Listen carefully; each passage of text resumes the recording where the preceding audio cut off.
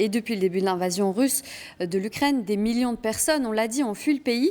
Et parmi elles, un peu plus de 100 000 Ukrainiens ont déjà bénéficié d'un statut de protection temporaire chez nous.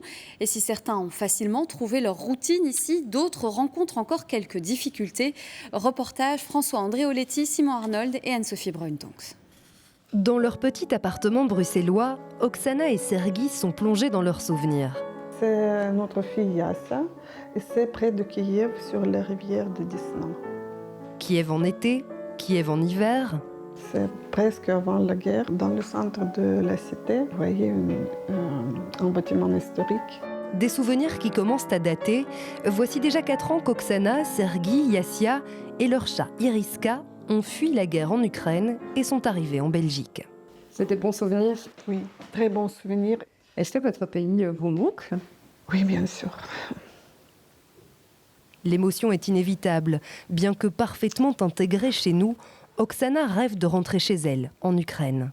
De rejoindre et de retourner. C'est vraiment mon rêve. Mais... Grâce à sa maîtrise du français, Oksana a trouvé du travail comme employée administrative dans une société de titre-service. Je suis heureuse. Peut-être pas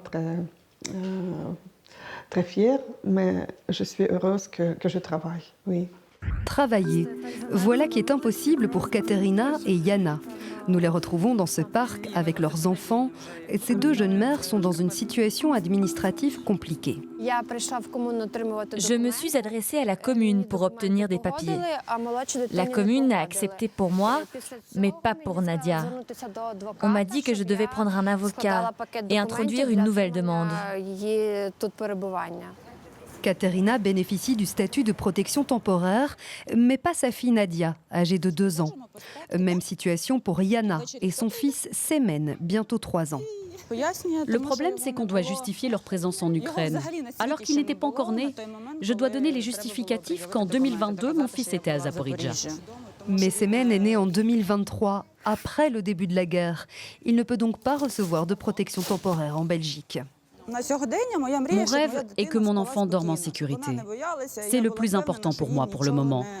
Après, j'aimerais évidemment que la guerre se termine pour rentrer dans mon pays, dans ma famille, avec mes amis qui sont là-bas. Mais pour le moment, ce n'est pas encore possible. 4 ans que la guerre a pris une autre tournure en Ukraine, 4 ans que Katerina, Yana et les autres espèrent que les armes se taisent enfin.